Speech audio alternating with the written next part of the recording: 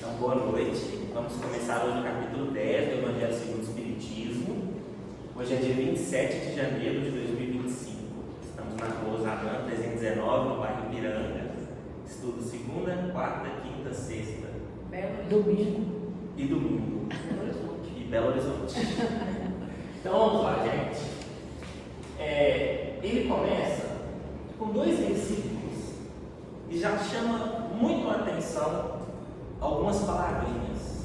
E a gente vai entender por que essas palavrinhas existem. Você pode ler para mim, por favor? Aí o nome do capítulo é Perdoai para que Deus perdoe? Isso. Perdoai. O nome do item é Bem-aventurados misericordiosos, item 1. Aí a primeira parte. Perdoai para que Deus os perdoe. Isso. Bem-aventurados que são misericordiosos, porque obterão misericórdia. Se perdoardes aos homens as faltas que cometerem contra vós, também vosso Pai Celestial vos perdoará os pecados. Mas, se não perdoardes aos homens quanto os tenham ofendido, vosso Pai Celestial também não vos perdoará os pecados. Gente, olha só, que curioso. Primeiro a gente vê uma condição no livro, no capítulo 10. Perdoai para que Deus vos perdoe. E depois ele vem e afirma isso, né? Vosso Pai Celestial também não vos perdoará. E isso gera uma curiosidade. Porque Deus tem amor incondicional. Por que ele está colocando uma condição no perdão dele? E isso aqui é bíblico, né? E a gente vê vários exemplos disso na Bíblia. Eu trouxe um aqui.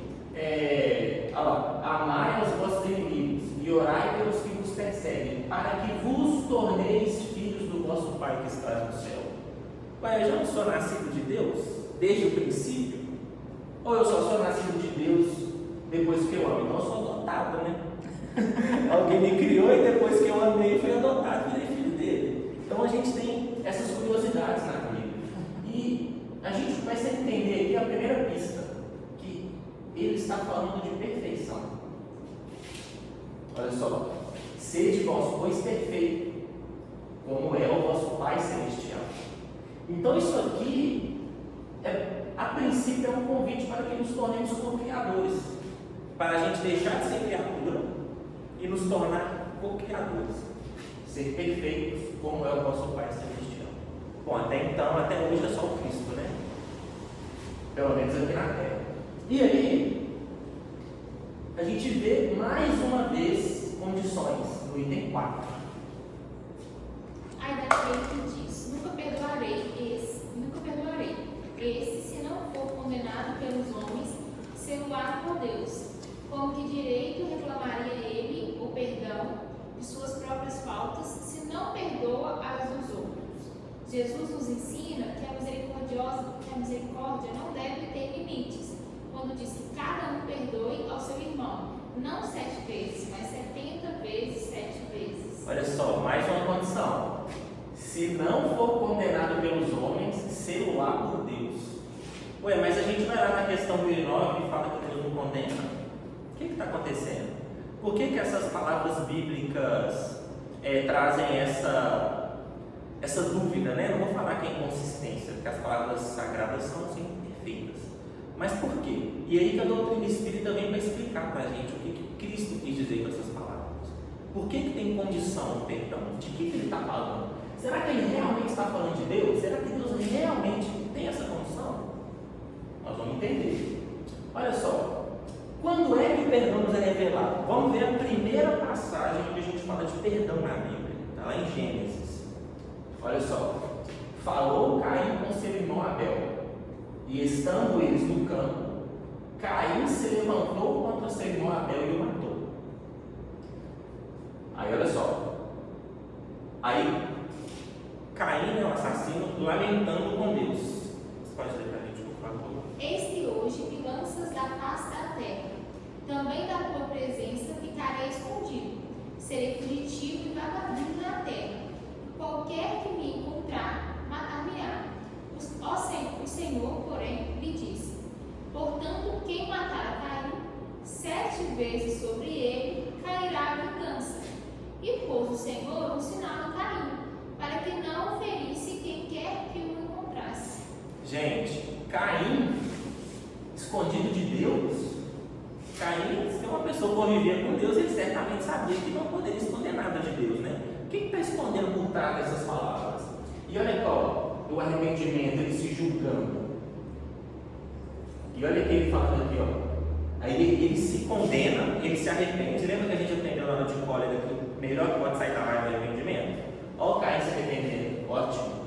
Ele conseguiu, ante o erro dele, ele conseguiu melhor, né? Se arrepender. E aí o Senhor vem e fala: olha, quem fizer mal para você também estará amaldiçoado. Isso tem tudo a ver com perdão. Gente, quando a gente não perdoa, a gente não está se amaldiçoando também. Uma pessoa faz um mal para a gente. Se a gente não perdoa ela, isso é ruim para a gente. É mais um fardo na nossa vida. E aqui é o primeiro exemplo de perdão lá em Gênesis.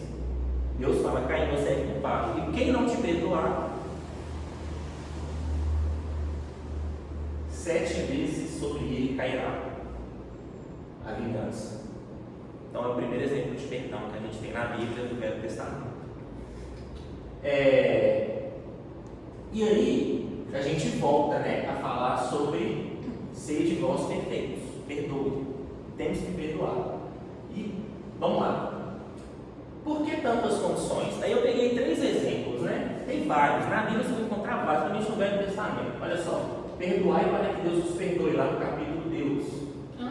Ó, capítulo 10. Capítulo 10. Se porém não perdoardes aos homens, tampouco vosso Pai perdoará as suas ofensas. Mateus 6,15. Até o próprio Pai Nosso, né, em algumas traduções bíblicas, fala, né?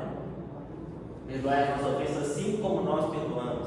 Ou então tem algumas traduções que falam: perdoai as nossas ofensas se nós perdoarmos a quem nos tem ofendido. Vai depender da tradução.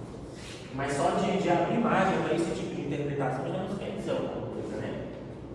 E aí a gente vê lá no capítulo 10 de novo: ai daquele que diz nunca perdoarei, este, se não for condenado pelos homens, selado por Deus.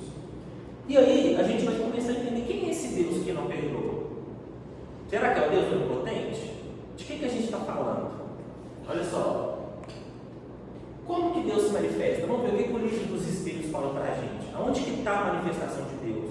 Deus se manifesta para a gente de forma direta? É uma pessoa que vem aqui e fala para a gente sabe que não é. Bom, eu pelo menos não tive essa honra ainda. Se alguém teve, fique muito feliz. Você pode ler para a gente 617? Item 617 dos Espíritos. Comentário de Allan Kardec. Entre as leis divinas, umas regulam o movimento e as relações da matéria bruta. As leis físicas, cujo estudo pertence ao domínio da ciência.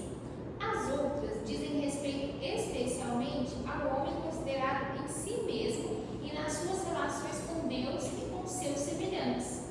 Contém as regras da vida do corpo, bem como as da vida da alma, são as leis morais. Então, a relação com Deus está nas suas leis. Deus se manifesta para nós através de suas leis, a princípio. Aí, quando nós vamos aprendendo a ser obedientes, lembra que a gente aprende obediência e resignação? A gente vai tendo a manifestação de Deus saindo da razão e indo para o coração, né? Aí a gente já começa a ter autonomia para tomar as próprias decisões. Lembra que o livro dos Espíritos ensina para a gente que o livre-arbítrio é adquirido à medida que tomamos consciência de nós mesmos? Quanto mais nós vamos entendendo as revelações de Deus, mais nós vamos nos tornando livres. Porque a liberdade ela só é absoluta quando a nossa vontade é de acordo com o que Deus quer. Porque se a nossa vontade vai contra o que Deus quer, nós não temos força para bater de frente com Ele. Então, a gente vai começar a encontrar problemas. Então, Deus manifesta através das suas leis. E onde está escrita a lei de Deus? Na consciência. Quando entendemos nas Escrituras que devemos perdoar para que Deus nos perdoe, estamos falando da nossa consciência. Porque Deus não tem condição. Deus, assim, a gente vai aprender para frente que nem perdoar ele precisa perdoar. Porque o perdão é uma característica de quem se ofende. E Emmanuel fala para a gente que a gente julga o mundo de acordo com o que o mundo é. Então, se a gente encontra ofensa nas coisas, é porque a gente tem alguma mácula dentro de nós. Então, Deus e Jesus, se tem uma coisa que você não precisa preocupar na sua vida, é com o perdão de Deus e Jesus. Procure o perdão dos seus irmãos que são doentes como vocês e precisam disso. Tem que ter paciência com eles e Então, estamos falando da nossa consciência. Nossa consciência nos perturba, né? Quando a gente não perdoa, a nossa consciência nos perturba. A gente perde até energia desejando o mal, ou por mais que você já esteja na condição de não desejar o mal para quem você não perdoou, só de você controlar o seu impulso negativo já te gasta energia. Por mais que você já esteja no nível de obediência, que é um progresso gigantesco para a situação que nós estamos, de não desejar o mal, só de você conter as suas más tendências, já gasta energia. Então, é disso que nós estamos falando. Do que a gente está falando nessas condições? Vamos ver o que Mateus fala para a gente. Para a gente começar a entender por que existem essas condições. Deus vai perdoar só se você fizer isso. Você vai ter paz só se você fizer isso. E por que vês o argueiro no olho do teu irmão e não reparas na trave que está no teu olho? Ou como dirás ao teu irmão, deixa-me tirar o argueiro do teu olho, quando tens a trave no teu? Hipócrita, tira primeiro a trave do teu olho, e então verás bem para tirar o argueiro do olho do teu irmão. Ótimo. Gente, se nós... Eu não lembro quem falou isso, mas tem a fonte, mas peço um voto de confiança em vocês. Quando esse argueiro que nós estamos falando, se você se julga em alguma posição, se eu acho que eu tenho que perdoar a Raquel, por exemplo, é que eu me sinto em alguma condição moral superior a ela, porque eu tenho que dar o perdão para ela. Agora, é um comportamento coerente eu me julgar melhor do que alguém, aquela pessoa me deve alguma coisa, e eu ir lá e cobrar ela, é só prova de inferioridade. Porque para nós curarmos alguém, nós temos que estar curados. É a mesma coisa que a gente tem num passe aqui. A pessoa doente para dar um passe, se for o que tem, beleza, né? A gente passa o que tem. Mas via de regra, nós temos que estar bem para ajudar os outros. Agora, eu não sei perdoar, eu vou ensinar sobre perdão para ela? Eu não sei cozinhar, eu vou ensinar a cozinhar? Então, se eu não sei cozinhar, não vai ser daí que eu vou te ensinar. Existe isso? Então, primeiro eu tenho que tirar o cisco do meu olho. Quando eu aprender a tirar, o professor Zezé, eu aprendi a tirar, agora eu vou te ensinar. É assim que funciona. Está escrito, olha. Tire primeiro a trave do seu olho, e então verás bem.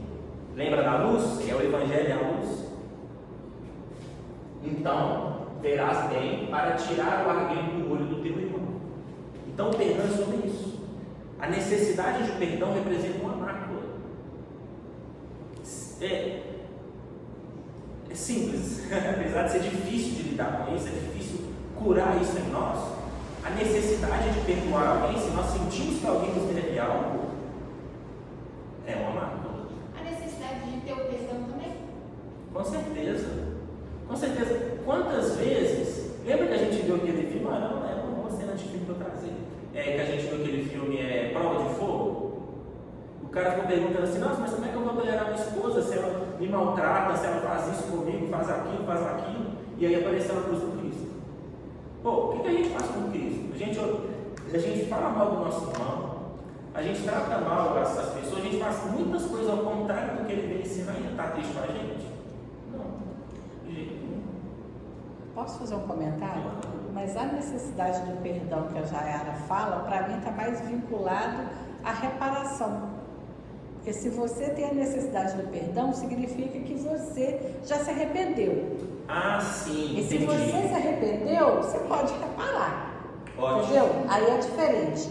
Agora, o perdão, igual você está falando da trave no olho, imagina o seguinte, que a trave está no seu olho, né?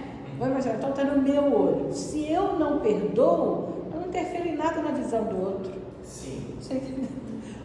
A cegueira é só minha. Sim. Enquanto eu insistir em não perdoar, o problema é só meu. É só seu, com certeza. Agora, tem um exemplo muito bom do Félix no livro Vida e Sexo, ou Amor e Sexo?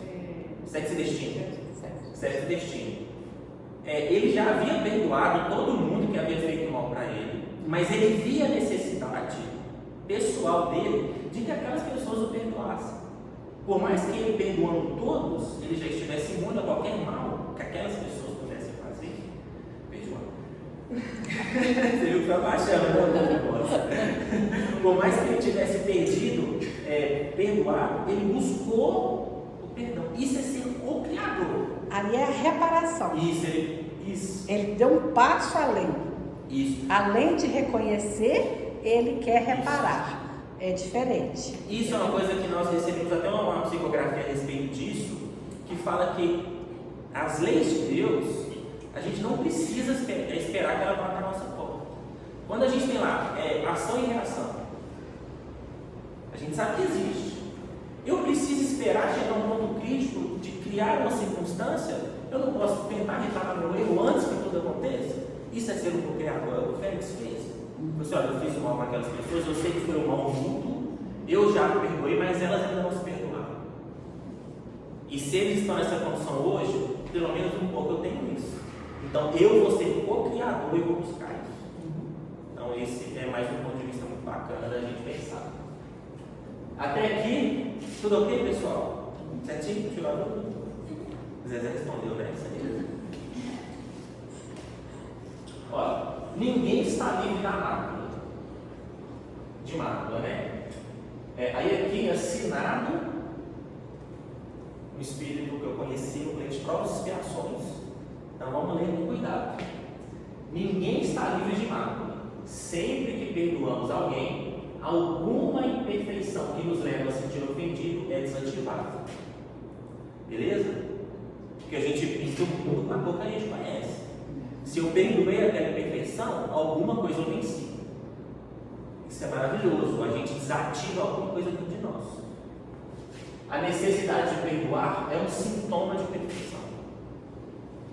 Se você sente que você tem que fazer força para perdoar, sintoma de mácula, sintoma de perfeição. Procure aprimorar-se. Kardec fala que quem trabalha na obra do bem tem que estar preparado para a gratidão. E tudo bem. Se aquela pessoa, o negócio é íntimo, né? Olha, eu perdoei.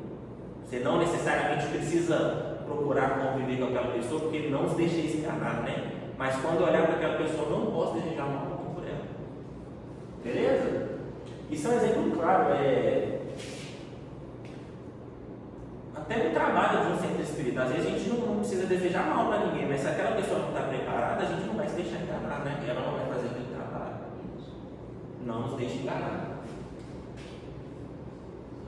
O principal sentimento que antecede a necessidade de perdão é a ofensa. Já discorremos bastante sobre isso. E aí, olha só o que Emmanuel vai nos ensinar. Eu comentei sobre esse ensinamento, vamos ver na íntegra como é que ele é. O homem enxerga sempre através da sua visão interior, com as cores que usa por dentro, julga os aspectos de fora. Pelo que sente, examina os sentimentos alheios. Na conduta dos outros, supõe encontrar os meios e fins das ações que lhes são peculiares. Quando a sombra vagueia em nossa mente, não vislumbramos senão sombras em toda parte. Cada espírito observa o caminho ou o caminheiro, segundo a visão clara ou escura de que dispõe. Gente, já viu aquelas pessoas que são muito milímetros, carregadas de culpa? Isso é carregar de culpa. A pessoa, ela acha que tudo é contra dela, ela tem tanta culpa no coração dela, às vezes não é nem pelo que ela fez nessa vida, o que ela fez em outra, ela está carregada no subconsciente dela, ela acha que tudo é contra ela. Ele faz isso, só estou olhando para mim para fazer isso. Eu tenho um rapaz que trabalha comigo, eu não vou falar o nome dele não, por segurança, mas ele tem uma mania de achar que, às vezes uma pessoa está conversando ali, acha que é por conta dele. Às vezes uma pessoa o gerente faz uma reunião, dá um recado, falou pode vir. Eu falo assim, fulano, você acha que a pessoa tem tempo? Às vezes uma pessoa está tendo tempo de cuidar do filho dela, você acha que ela vai fazer uma reunião para falar com você? Você vê a pessoa doida que da hora dela ir embora ela não consegue nem ficar mais, ela deixa os trabalhos dela que ela tem que resolver coisas com o filho, tem que resolver coisas com o marido, com a esposa. Você acha que ela vai ter tempo de ficar cuidando da sua vida, de ficar fazendo reunião para passar recado para os outros, ficar dando direitinho? Isso é muita culpa, a pessoa é tão carregada de culpa porque ela fica assim, né? Ela vê tanta coisa errada, ela julga tanto, que ela acha que as pessoas estão olhando para ela julgando. Ela está pintando o olho com a cor que ela tem. Eu só conheço preto. Então eu vou ver a Zezé pintar de preto. Eu vou achar que ela tem a mesma cor que eu. Eu só conheço o azul, vou ver a Raquel pintar de azul. Né? ela vai se comportar como ele. E não é, cada um possui colorações diferentes dentro de si e pinta um mundo diferente. Então, quando a gente fala do perdão, estamos falando de nós mesmos. E aí vamos entender essa pergunta aqui, eu acho que não tem resposta. Precisa de resposta essa pergunta? Você consegue ler pra gente? Qual o tipo mais perfeito que Deus tem oferecido ao homem para lhe servir de guia e modelo? Quem? Olha lá. Deixa eu ver se eu coloquei a resposta. Acho que eu coloquei. Para garantir, né? Vai que alguém não sabia. Mas tá aí, ó. Para quem não sabe, o modelo perfeito é Jesus. 625. Aí olha o comentário de Kardec. Que lindo. Para o homem, Jesus constitui o tipo da perfeição moral a que a humanidade pode aspirar na Terra. Deus o oferece como o mais perfeito modelo e a doutrina que ensinou é a expressão mais pura da lei do Senhor, porque, sendo ele o mais puro de quantos têm aparecido na Terra, o Espírito Divino o animava.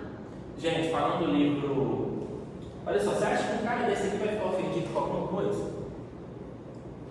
Jamais. Olha a perfeição que ele tem.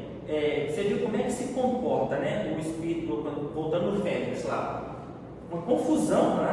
O pai da Marina, ou da Marita, não lembro, assediando ela dentro de um motel.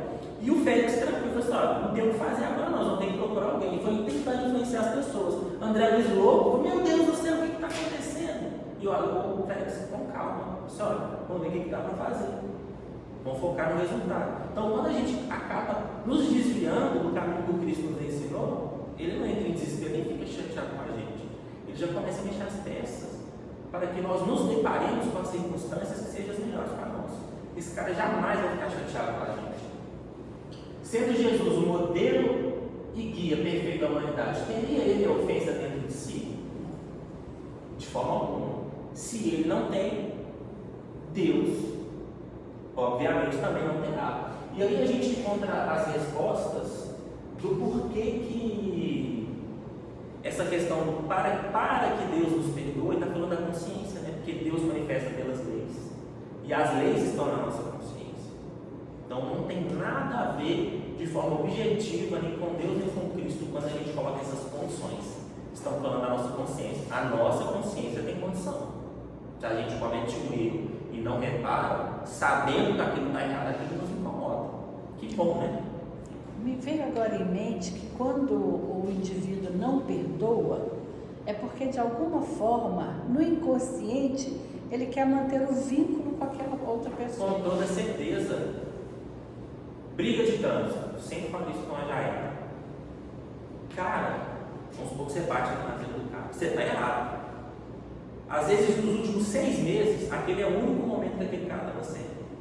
Ele aproveita, aí ele cresce. É o único, aquele ali é a hora dele. Ele fica escutando todo mundo reclamando, ele fica escutando o chefe, fica escutando a esposa, fica escutando o filho. E aquele momento é a hora que ele está certo. E ele quer ficar por cima. Quando ele olha a pessoa, ele quer ficar por cima. Então, aquilo demonstra uma infelicidade muito grande, gente. Muito grande. Uma pessoa fazer questão de estar com a razão, ainda mais no planeta de provas e expiações, né? Quando a gente aprendeu no livro Libertação que Deus atua através de injustiças aparentes. Que tudo é justo, né? Mas ao nosso olho de quem está aqui, tudo é injusto. Então, a gente está o tempo todo sendo massacrado pelas circunstâncias. Até porque a gente só aprende assim, né? A gente nunca chegou no massacre antes do amor. O amor vem primeiro. Não aprendeu com o exemplo? Aprende na pele. E aí a gente, por ser muito rígido, acaba tendo circunstâncias muito esmagadoras o dia inteiro.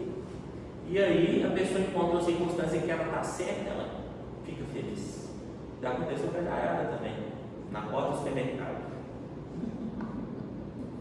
Assim, a Jaiara abriu a porta, esbarrou no carro do fulano do lado. A Jaiara está errada. Não aconteceu nada. Eu falei que a pessoa assim, me passa seu pix, eu vou te pagar. Deu? Resolveu? Não. Ela ficou continuando. Eu falei, passa o pix, vai, a gente vai te pagar. Continua. Acontece só o barulho. Assim, aconteceu no supermercado também. As pessoas passou a compra, já passou, não parcelou, né? cara ficou, eu falei, me passa o Cristo que eu vou te pagar agora, seu cartão, me passa a fatura. Continuou. Porque ele estava com a razão. E ele não queria abrir. A necessidade do indivíduo é de manter aquela situação. Exato, de manter a postura, eu estou por cima, eu posso fazer barulho, todo mundo vai concordar comigo, porque de fato ele estava correndo, tá? Já viu, estão vendo. E tudo bem, né? Só que se ele aceitasse o dinheiro, Resolver, mas não é isso. Só que ele queria a razão. A razão para ele é mais valiosa do que o dinheiro. Ou do que qualquer outra coisa, né? Porque nessa circunstância. Tem um caso que o cara fala isso, né? Que ele comprou um negócio errado, aí ele foi ao supermercado e falou, mas a pessoa não vai querer trocar, não vai querer. Aí ele chegou lá e falou, eu comprei errado. O cara falou assim, vai lá, escolhe e troca. Ele, mas você não vai me xingar? Não, vai lá e troca. Não! Então vamos começar de novo.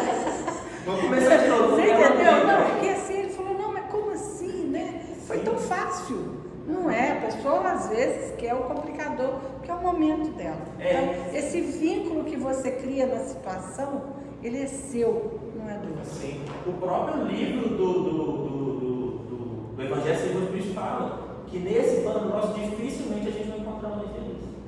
Então a pessoa, todos nós, né, estamos corriqueiramente rodeados de dificuldades, de expiações, de provas. E aí, estar por cima chega a ser um alívio, né, para quem está pegado à matéria. Aí a pessoa não quer perdoar porque ela não quer afirmar o poder. Beleza? Tranquilo? Tranquilo. E aí, olha como é que Jesus nos enxerga. Vamos ver lá em Mateus 19:14. Jesus, porém, disse: deixai as crianças e não as impeçais de virem a mim, porque de tais é o reino dos céus. Gente, coloca uma criança fazendo uma coisa e um adulto fazendo a mesma coisa. A sua reação entre os dois vai ser diferente. A questão é que, para Cristo, nós somos crianças em absolutamente tudo. É muito mais fácil perdoar uma pessoa que é ignorante, né? Que é cega. É muito mais fácil tolerar. Eu estava escutando aquela música do Renato Russo e ele fala, né? Vou perdoar os pais porque eles são crianças como vocês. É interessante, né? Sim. Eu não esqueci isso. É preciso amar.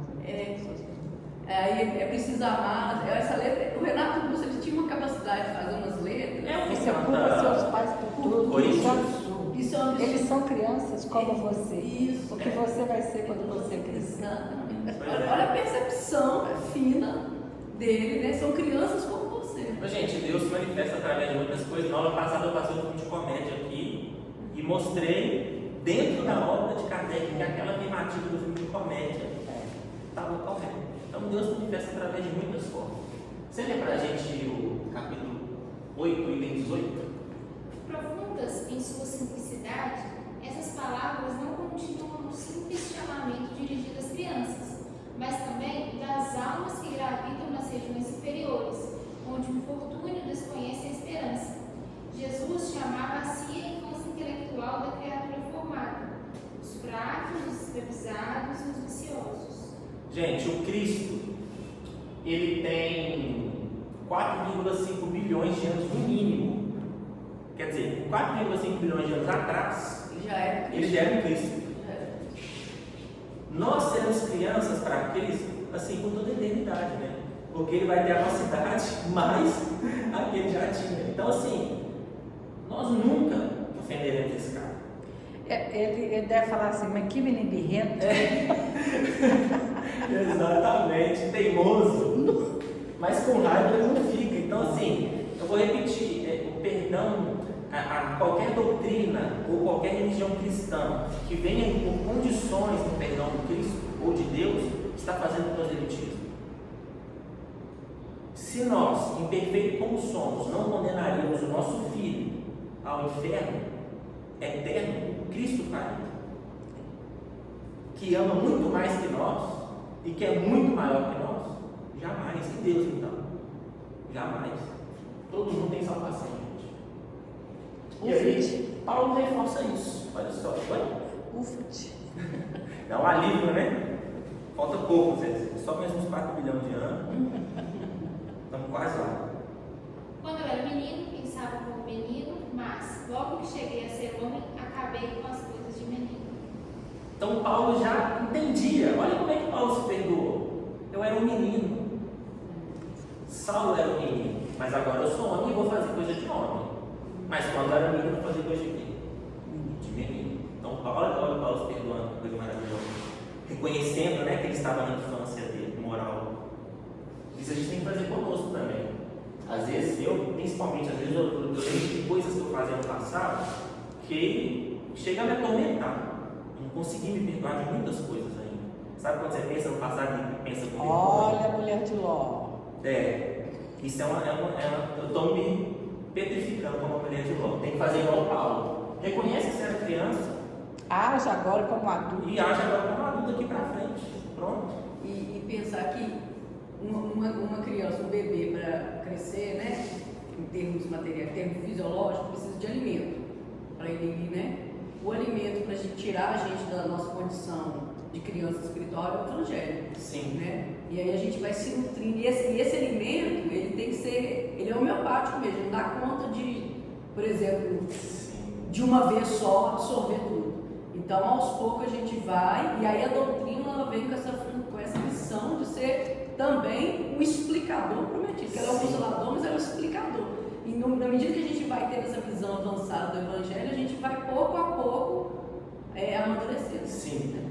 Olha que legal, Raquel, você tocou num assunto que eu não sei se é intuição, mas eu tive a ideia de colocar, mas ela está ficando muito extensa, não coloquei. Você tocou no assunto, então eu vou falar. Quando a gente fala de perdão, não é fácil, gente. A gente vê a pessoa, sabe que tem que perdoar ela, mas a gente tem que ter uma certa tolerância. Lembra que o Evangelho, que é o que você falou, né, doses homeopáticas, no próprio Evangelho fala, né, com que frequência eu devo fazer o bem? No limite das suas forças. Às vezes nós temos encarnações que nós estamos tentando reparar com aquela pessoa há séculos. E aí eu aprendo o Evangelho nessa encarnação. E às vezes eu me exijo que eu já tenha pleno amor por aquela pessoa nessa encarnação. Lembra que a virtude da nossa geração é o intelecto, não é o sentimento? O intelecto está vinculado à obediência ou à resignação? A obediência. Então, só que eu conseguir me policiar para não desejar o mal para aquela pessoa, para essa encarnação, tá bom. Tá ótimo. A gente fica se remoendo, fala, nossa, ainda não gosto dela, tem que perdoar, você vai gastando energia com aquilo, é como se você estivesse querendo alcançar algo que, pelo menos por agora, está muito distante. Isso pode virar uma tortura muito grande. Que Paulo já venceu, né? Que é o exemplo que eu dei de mim aqui. Talvez não seja nessa, né? Talvez só de eu parar de pensar, não precisa me perdoar agora, mas só de eu parar de pensar já está bom. Siga em frente.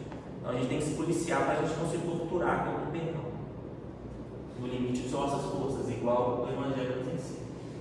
Os livros dos Espíritos. Os Espíritos superiores nos veem como crianças em processo de aprendizado. Exatamente o mesmo processo experimentados por ele no passado. É igual o Espírito, só que no passado. Certamente não há ofensa alguma por parte deles. Nenhuma. Não existe nenhum perdão pendente da parte, escrevi forte, né? Do Cristo e do Pai Celestial. Deus nunca teve ofensa em seu caráter. E o Cristo já não a possui por pelo menos 4,5 bilhões de anos. Não, velho, está ficando louco de onde ele está tirando esse número. Mas só para a gente deixar uma fonte aqui, que é importante, né? Que é o tratado, tem que ter fonte, para a gente falar. Essa comunidade de seres angélicos e perfeitos, da qual é Jesus, um dos membros divinos, ao que nos foi dado saber, apenas já se reuniu nas proximidades da Terra para a solução de problemas decisivos da organização e da direção do nosso planeta, por 2 vezes no curso dos milênios conhecidos.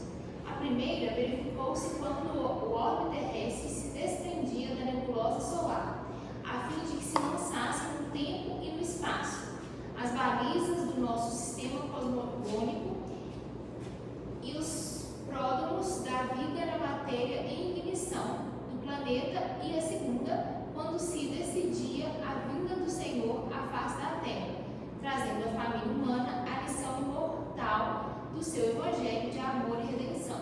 Gente, olha isso aqui. A gente acha que tem qualquer tipo de ofensa por parte do espírito desse tamanho. Olha aqui, uma comunidade de seres angélicos e perfeitos. Uma comunidade de seres perfeitos, junto de Cristo, construíram a terra. A gente pensa nos exilados de Capela, né? O que os exilados de Capela fez para merecer isso aqui? Uma comunidade de seres perfeitos preparando um planeta para os espíritos evoluírem. Eu não me sinto que eu fiz algo extraordinário, além de ser filho de Deus, para merecer uma bênção, uma coisa gigantesca dessa. Para você ver que não tem ofensa, não tem o que perdoar. Sabe, esses espíritos, eles só querem que nós progridamos e mais nada. Olha só que coisa maravilhosa. E aí, está aqui, né? Jesus, em uma comunidade de seres angélicos, que criou o planeta. Então, está aí, né? Não há dúvidas, pelo menos da minha parte, de que o Cristo era quem conduzia esses espíritos. Então, está aí, a caminho da luz por Emmanuel, no capítulo A Gênese Planetária, de onde eu tirei, que tem no mínimo 4,5 bilhões de anos que o Cristo é Cristo. Velho, a coisa mais difícil no patamar evolutivo que nós estamos é a gente conseguir conceber Deus, conseguir conceber Jesus, sem projetar neles a nossa inferioridade. Então, por exemplo, você pega a maioria das interpretações de filme, aí eles colocam Jesus, e muitas vezes eles projetam a nossa raiva, a nossa mágoa, a nossa ofensa, o nosso desespero. Você vai ver um momento lá que Jesus desespera na interpretação, porque projeta nele aquilo que é nosso. Exatamente. Então, quando a doutrina vem explicar para nós que Jesus, ele é um espírito que foi criado, tal como nós, simples e ignorantes, mas que os mundos que ele fez a evolução já se perderam na poeira do universo, que ele está num patamar muito acima do nosso, aí a gente, quando a gente está dando aquela escorregadela de começar a projetar nele coisas não, pera, há 4,5 bilhões de anos já é Cristo, então ele não tem nada disso que eu tenho. E a gente nem sabe dizer se é o primeiro planeta que ele é. Pode ter sido o 10º. Exatamente. Então, assim, a tamanho da magnitude, e igual o Emmanuel fala, né? A gente pinta com a cor que a gente tem. Eu não vou ficar expondo as pessoas aqui, mas quando eu falei para a Jaiara que foi Cristo que conduziu, que criou o planeta, ela falou: Jesus? Como assim Jesus? Não foi Deus? Não, Jesus consegue? Jesus consegue. Porque pra gente é muito difícil imaginar, né? Um cara que estava aqui há 2000 anos atrás, encarnado, construindo o planeta. Mas é o Cristo. E aí, Maldade, gente. E aí a gente, é uma leitura um pouco completa. Vocês viram que eu tentei partir as leituras para a gente conseguir ter uma explanação melhor, mas essa parte aqui não tinha como resumir. Então a gente vai fazer uma leitura, eu vou pedir para a gente prestar bastante atenção que vai valer a pena, tá? Item 4? Isso, item 4. Há, porém, duas maneiras bem diferentes de perdoar. Uma grande, nobre, verdadeiramente generosa, sem pensamento oculto, que evita com delicadeza ferir o amor próprio e a suscetibilidade do adversário, ainda quando este último nenhuma justificativa possa ter. A segunda é a que o ofendido ou aquele que tal se julga impõe ao outro condições humilhantes e lhe faz sentir o peso de um perdão que irrita, em vez de acalmar. Se estende a mão ao ofensor, não faz com benevolência, mas com ostentação, a fim de poder dizer a toda a gente: vede como sou generoso. Nessas circunstâncias, é impossível uma reconciliação sincera de parte a parte. Não há aí generosidade, há apenas uma forma de satisfazer o orgulho. Em toda contenda, aquele que se mostra mais conciliador, que demonstra mais desinteresse, caridade e verdadeira grandeza da alma, granjeará sempre a simpatia das pessoas imparciais. Gente, o que ele está falando? Tem duas formas de perdoar. Uma incondicional, que é o que os espíritos superiores fazem. Os espíritos superiores constrangem a gente? Não. Eu tive um exemplo pessoal. Quando eu comecei a minha carreira profissional, eu ainda não... Eu tenho... tipo um Asperger, colocar em Asperger. E aí eu sempre tive impulso de falar as coisas e nunca tive muito círculo social. Então acaba falando coisas que eu não deveria.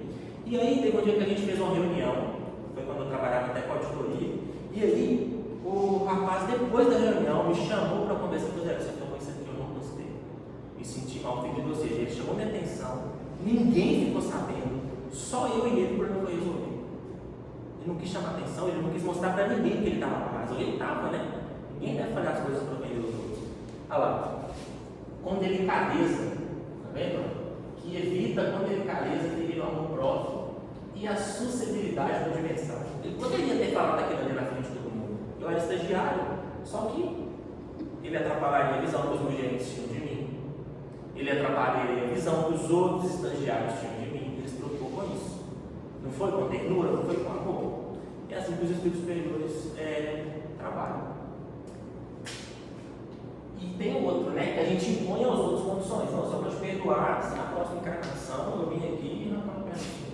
Quantos exemplos nós temos aí de perdão com condição? O nosso plano hoje vive praticamente nisso. Ah, não, só vou te perdoar se você parar de fazer isso. Só vou te perdoar se a gente reencarnar e você pagar tudo que você tirou de mim na outra encarnação. Será que é assim que funciona? Será que é assim que deveria funcionar? Obviamente não, né? E aí, só para reforçar, né? A maior parte dos perdões, né, que existem na Terra hoje estão nessa pauta da condição, do se, do mas, do porém. Não é incondicional, é condicional. E isso não é amor. Para muita gente é progresso, tá? Não quero aqui medir o progresso de ninguém, né? Mas uma pessoa que nunca perdoa para uma que perdoa por condições, andamos um pouquinho para frente, né? Mas ainda não é o ideal. Olha lá, impõe a outros condições humilhantes e lhe faz sentir o peso de um perdão que irrita em vez de acalmar. Olha só, como que é humilhante, né? A pessoa já está mal, ela já está errada e ainda fica subjugada.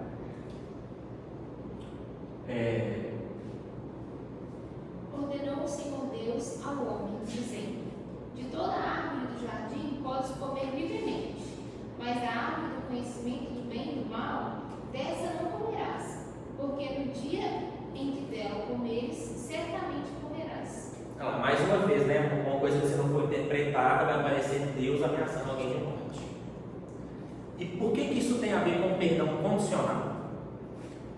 O que é o conhecimento do bem e do mal na Bíblia? São as relações horizontais, a relação que eu tenho com a Zezé, a relação que eu tenho com a Jaiara, a relação que eu tenho com a Raquel.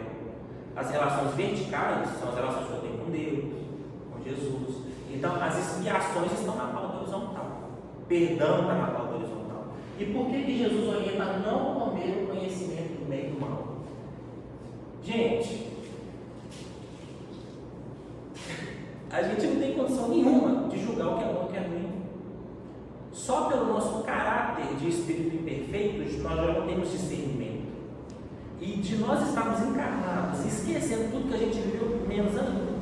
Então, o que é esse morrerás? Morrerás significa encarnação. Por quê? Assim, a gente sabe que não existe morte, né? Mas vamos levar o conhecimento científico. Quando o coração para de bater, é o quê? Morte, não é? E para eu morrer, eu tenho que estar o quê? Encarnado. Vai morrer porque você vai ter que ficar encarnando até aprender. Isso significa a morte dentro do Evangelho. E aí, segue a reflexão, né? A definição do que é bom e do que é mal é necessário discernimento intelectual e moral. Beleza? Quem faz isso? Jesus. Na pauta planetária. Nas pautas individuais, os nossos mentores conseguem, né? O mentor da Raquel sabe o que é bom e o que é ruim para ela. O mentor da Raquel sabe da vida dela. Agora, um mundo de provas e expiações é habitado majoritariamente por espíritos que possuem essas características? É o discernimento intelectual e moral uma característica de mundo de provas e expiações? Não, não é. Por isso que nós não devemos comer da árvore do conhecimento do bem e do mal. Beleza? Aí, humildinho, breve. E aí, vamos lá. De onde você está tirando, né? Que a gente é imperfeito. Vamos lá, tem já essa pergunta, mas é só para ter fonte, né? Para a gente fazer um negócio bonitinho. Você lê para mim, por favor?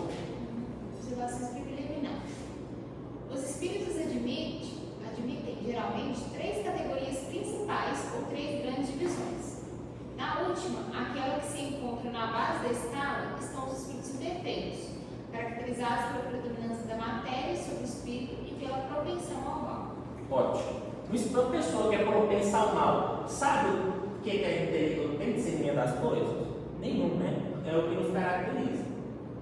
E aí, por que a gente tem tanta dificuldade de perdoar? Eu encontrei isso aqui no livro A República de Platão, que é uma reflexão maravilhosa. Você lê pra gente, por favor, de novo? É terrível que o homem dê à sua opinião o status de verdade. Isso significa que ele perdeu o amor pela verdade. Importa mais a forma como ele aprecia a vida do que como ela realmente é. Gente, nós espíritos imperfeitos temos muito mais apego ao que a gente acha que é verdade do que o que de fato é verdade. Isso nos caracteriza, por isso que a gente tem dificuldade de perdoar. Inclusive isso nos impede de avançar, porque a gente tem tanto apego à nossa verdade que quando a gente entra em contato com uma verdade maior, por orgulho, por vaidade, a gente se fecha para aquele conhecimento. Sim. E tipo assim, aí surge aquela, tipo, é como se a pessoa ficasse impermeável. Eu já vi muita gente assim, impermeável àquele conhecimento, então ela não permite aquele conhecimento porque ela já está com o conhecimento do bem e do mal. Sim, exato. Ela já sabe o que é bem e o que é mal. Ela estabelece o que é bem e o que é mal, e ela já criou toda uma teoria, e isso eu acho que é até mais forte quando a gente percebe, talvez até seja uma fala preconceituosa minha, mas tipo assim, eu percebo isso muito nas pessoas, nos intelectuais, sabe? As pessoas estão tão cheias de teoria, tão cheias de... É bom esse conhecimento do mundo, mas tem hora que aquele inchaço de teoria, aquele inchaço de conhecimentos intelectuais do mundo faz com que se feche para um conhecimento maior que é o Evangelho. Sim, com certeza. E aí a pessoa tendo suas definições do que é mal, que vai ficar meio líder, né? Você fala para o fulano, você está fazendo isso errado aqui. Quebra, né? Você quebra toda a estrutura dela de que é verdade. E aí só que ela é apaixonada pela própria verdade dela. E para ela abrir mão daquela verdade não é. Olha só, Weber, olha o que está escrito ali. Cada um dá com o que tem no coração, e cada um recebe com o coração que tem. Tá escrito ali, olha aqueles 2 bonequinhos. Tá. Quer dizer, Gente, eu falei assim, meu Deus do céu, onde que ela está vendo isso? eu fico assim, fiquei lendo. Então, olha só o que você está falando, né? Pessoa, você faz um comentário, mas o que ela tem dentro dela, ela leva para o outro lado. É uma coisa tão simples, mas ela tem tão bem estabelecido a árvore do conhecimento dela. E aí ela olha para aquela árvore e fala assim, nossa, isso aqui não serve de nada, mas é tudo que eu tenho. Aí ela fica chateada. Então tá aí, né? Olha que legal. Deus falando com a gente desde 400 a.C. E isso aqui é completamente doutrinário, a gente viu isso aqui, Emmanuel reforçou para a gente. O espírito imperfeito está compromissado com a sua própria definição de verdade, é um compromisso que ele tem. Uma nítida demonstração de orgulho e egoísmo. Ficará reencarnando até que tenha um novo entendimento da verdade. Cadê, gente? Ué, pulei. Aí, ó. Mas da árvore do conhecimento do bem e do mal, dessa não comerás. Porque no dia que dela comeres, certamente morrerás. Vai ficar reencarnando. E olha que interessante, Weber, volta lá nessa passagem de Gênesis, você falou. Porque da árvore do conhecimento do bem e do mal, isso tem a ver com a gente estabelecer o que é bem e o que é mal. Exatamente. E a gente, no nosso grau de perfeição, no nosso grau de imperfeição, a gente vai ser muito injusto, a gente vai ser muito imperfeito na hora de estabelecer o que é bem e o que é mal. E aí a gente, até nos estudos aí, livro Ação e Reação fala qual que é a diferença entre o bem e o mal, né? O bem, o mal é você querer o bem, a paz, a tranquilidade só para você, que é a maioria das pessoas. E o que é um verdadeiro bem? É você querer o bem, a paz, a tranquilidade para você e para todos. Só muda a intenção, né? Então, igual o Zé está falando questão de condomínio, a gente pega um prédio assim, um lugar que a gente está morando, a gente percebe como que esse conceito de bem e de mal ainda está muito limitado, porque as pessoas, na inferioridade das pessoas. O que gera um incômodo entre um vizinho e o outro? É porque ele acha, né, a maioria das pessoas, eu posso escutar minha música, eu tenho o direito de escutar minha música. Pegando um exemplo simples. Porque eu estou no meu domingo, acordei de manhã e quero escutar minha música. Aquilo é um bem para ele. Sim. Mas ele não para, de repente. Ele está feliz, né? E aí ele fala assim, mas espera lá, mas isso que é bem para mim, será que não vai gerar um incômodo? E olha o grau nosso de pouca evolução. Quantas pessoas que têm essa capacidade de ter esse pensamento, de bloquear um desejo dele naquele momento, de um domingo de manhã escutar uma música mais alta, pensar, não vou fazer, porque isso eu não vou obrigar terceiros a escutar a minha música. Exatamente. É coisa simples, mas que a gente se depara dia após dia, né, no mundo de prova e expiação. A gente só vai se deparar com esse tipo de atitude, infelizmente. É as mais corriqueiras, né? Então, vamos continuando. Aí, gente, só para a gente falar de Gênesis de novo, né? Se a gente não perdoar, olha só para a gente relembrar que a gente vai dissertar um pouco mais. Se você não perdoar Caim, se você não perdoar o pecador, 7 vezes sobre ele cairá a vingança. E pôs o Senhor no sinal de Caim para que não ferisse quem quer que encontrasse. Por que Deus está protegendo Caim de quem quer matá-lo, mesmo ele sendo culpado? Por que Deus está protegendo Caim? Caim é culpado. Ele se condenou, por que Deus está protegendo? Aí a resposta está em vários lugares do Evangelho. Aqui eu me lembrei, está no livro dos Médicos. Você lê para a gente, por favor. Pensas que Deus recusa meios de salvação aos culpados?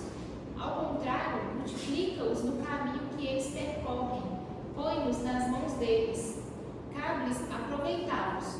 Judas, o traidor, não fez milagres e não curou doentes como apóstolo?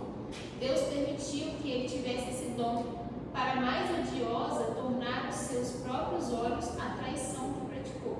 Quando você enche a pessoa de recursos, por mais que ela aproveite pouco, ela está progredindo, sabe? Ela está caminhando em direção da evolução. Então, Deus não nega recursos. Olha lá, você é culpado, você está marcado, ó. Mas quem te prejudicar vai ser amaldiçoado. Está aqui, gente, Deus não nega recursos.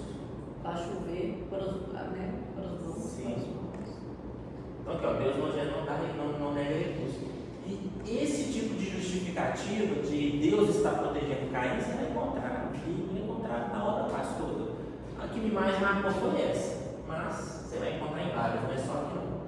E aí nós vamos fazer um estudo de casos. Tem que ser rápido. Do livro Ação e Reação. Lê só um pouquinho só isso aqui é o cara lamentando. Sou Antônio Olinto, o criminoso. Contarei tudo. Em verdade, pequei. Por isso é justo que eu sofra no inferno.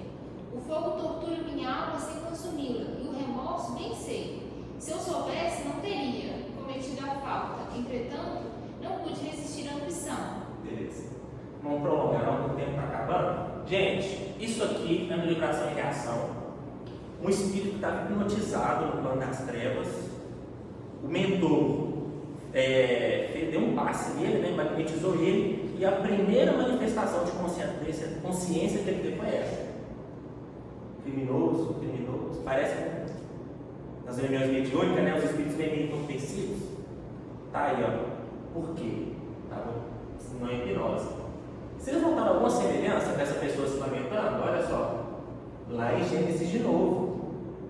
Olha a semelhança. Eis que hoje me lanças da face da terra, também da tua presença ficarei escondido. Serei fugitivo e vagabundo na terra, e qualquer que me encontrar matar-me-á. Como é que aqueles, não sei se é 3 ou 4 passos lá que a gente aprende, o primeiro é arrependimento, né? Então, a primeira ação que Caim teve quando Deus descobriu foi arrepender. E aqui também, ó, o cara saiu da hipnose, primeira coisa foi arrependimento. E ótimo, maravilhoso, isso é um passo lindo. E aí, olha o que aconteceu, Deus não nega recursos, olha a oportunidade que ele teve. Por isso, o grupo de reencarnantes será o companheiro menos favorecido na lei. Durante a viagem prevista à esfera humana, pelas agravantes que lhe marcam o problema individual. Com o espírito ainda sombreado de angústia e arrependimento, ressurgirá no berço da família que ele prejudicou, pela prática da usura, movimentando-se num horizonte mental muito restrito. De vez em quando, instintivamente, a sua maior preocupação será devolver aos irmãos expoliados a assistência física, o dinheiro e as terras deles que desfrutam. O que aconteceu? O pai de 3 irmãos morreu. Um irmão foi e matou 2 para pegar a herança toda para ele. Beleza? E a gente vai descobrir que uma das trabalhadoras, nada por acaso, né? Uma das trabalhadoras lá da colônia era a esposa desse cara que incentivou ele a matar. E os dois vão voltar a trabalhar até cansar para restituir tudo. Então a maior preocupação desse pai vai ser restituir toda a riqueza que ele tirou dos irmãos, como pais agora. E aí a gente começa a ter reflexão. Olha só, por mais que o pai dessa família esteja em débito com os filhos ainda assim deverão dar valor aos pais. O mal não justifica o outro. Gente, é porque na relação que eu tenho com meu pai espiritual, ele me deve, que eu vou ficar esculhambando, que eu vou ficar maltratando? Não. O que vai acontecer se você maltratar o pecador e não perdoar? Vai morrer. Não é isso que a gente aprendeu lá em Gênesis? Então, às vezes, nós temos famílias aí com filhos que já nascem em condições extraordinárias, a gente não sabe o que está por trás. E aí o filho, às vezes, trata o pai como inimigo. Sabe? O pai tentando prover para o filho, tentando devolver para o filho, talvez, né? Não, nem todo mundo é assim, mas o pai está tentando devolver para o filho que ele tirou, que ele subtraiu para viver em paz, e o filho aí desencarna, o pai fica revoltado. O que eu fiz por você? Aí fica aquele negócio, né? Um não perdoa o outro, o outro vai encarnando. Então vão vai justificar, né? O esforço do pai será vão. Caso ele não entenda o esforço do pai, vai ser vão, né? Porque não vai ter progresso, porque haverá restituição material, haverá o pagamento, né? Mas não vai ter progresso moral. Então não adiantou. A matéria, gente, acaba. Só que nas condições impostas, eu só vou perdoar ele se ele pagar o que ele me tirou. O pai pagou, né? Mas não vai adiantar. Porque não está nessa pauta. Perdão não está nessa pauta. E aí, enquanto não mudar a verdade, vai morrer, reencarnar. Beleza? E aí, para mostrar, só para a gente falar, tanto que é nobre o espírito aceitar o cobrador como filho, olha lá. Lembra-te de que a dívida para com teus pais terrestres é sempre insolvável por sua natureza sublime. É uma dívida impagável. Por mais que você seja pai do seu filho, e seu filho volte a ser seu pai, é uma dívida mútua que não se paga. Está lá no André Luiz, Evolução em 2 Mundos, no capítulo dos 10 mandamentos. Ele faz uma releitura de todos os mandamentos. Estou dando acelerado, Zé, calma. O pessoal já está Deixa eu ver onde vocês vai. Está acabando. E a gente já lê isso aqui, né? Aí, nós vamos ver uma coisa aqui que eu nunca ensinei para vocês, hein? Olha lá. Portanto, quem matar Caim 7 vezes sobre ele cairá uma vingança. Um ficará exercendo ingratidão com os esforços de se retratarem muitas vezes.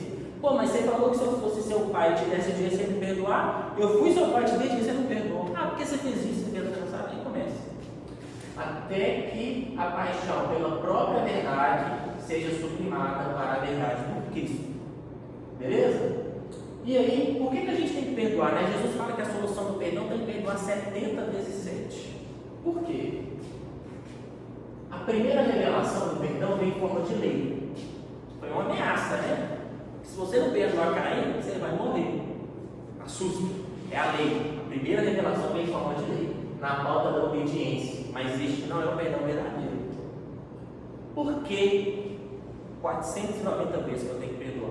Vocês estão preparados para uma coisa que eu nunca ensinei vocês? Algo que eu já ensinei para vocês sobre a Arca de Noé? Todas as aulas eu falo Todas. disso, né? Gostei dessa arca. Mas eu vou acelerar aqui. Por que a gente tem que perdoar tantas vezes? É uma arca, gente. Olha aqui. É claro que é uma arca, tá Olha. linda. Adoro. Pode ser uma torta de chocolate também, né? Não, é uma Mas eu arca. estou falando que é uma arca, hein? Tem que acreditar em mim. Olha só. Segundo o livro No Mundo Maior e no Espírito Calderaro, foi o André Luiz que ditou, mas quem falou isso aqui foi o Espírito Calderaro. no nosso subconsciente é a residência dos nossos impulsos automáticos, simbolizando o sumário vivo do serviço realizado. É onde está o hábito e o automatismo. Para eu fazer uma coisa de forma automática, quantas vezes eu tenho que fazer? Muitas, né? Olha lá. 490.